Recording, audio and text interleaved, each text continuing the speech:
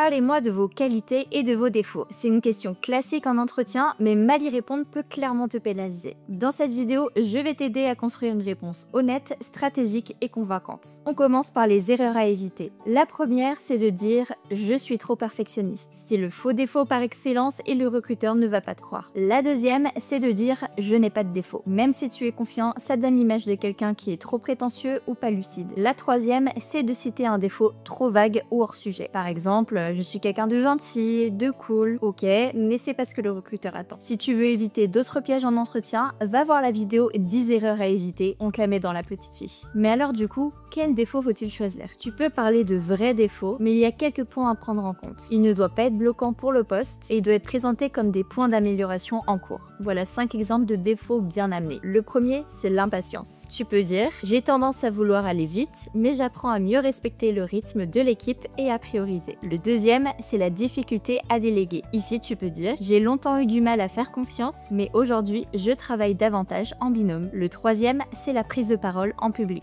Et comme exemple ici, tu peux dire « je suis moins à l'aise à l'oral, mais j'ai suivi un atelier de prise de parole pour progresser ». Le quatrième, c'est le besoin de tout contrôler. J'ai tendance à vouloir tout relire plusieurs fois, mais je m'améliore sur le lâcher-prise et la confiance. Et le dernier, c'est la timidité. Et ici, tu peux par exemple dire « je suis plutôt réservé, mais en équipe, je suis toujours fiable et efficace ». On va voir maintenant les bonnes qualités à mettre en avant. Voilà 5 qualités que tu peux valoriser avec des exemples concrets à adapter à ton profil. La première, c'est l'organisation. Ici, tu peux donner un exemple concret. J'ai organisé seul un planning d'équipe efficace en réponse à un manque de coordination, ce qui a amélioré la gestion du temps et la productivité. La deuxième, c'est l'esprit d'équipe ou l'empathie. Par exemple, je travaille bien en groupe, j'ai l'habitude de collaborer sur des projets et j'ai aussi fait partie d'une équipe sportive pendant plusieurs années. La troisième, c'est la capacité d'adaptation. Par exemple, j'ai travaillé dans des environnements très différents, petites structures, grandes entreprises, à distance, et j'ai toujours su m'adapter rapidement. La quatrième, c'est l'autonomie ou la proactivité. Ce sont des qualités qui sont très importantes pour les entreprises parce qu'ils vont rechercher des personnes qui sont disposées à trouver des solutions et à proposer des nouvelles idées. Et comme exemple, tu peux donner, grâce à ma capacité à me débrouiller et à apprendre rapidement, j'ai analysé les besoins, testé plusieurs solutions et mis en place un outil simple et efficace sous Excel, tout en formant l'équipe à son utilisation.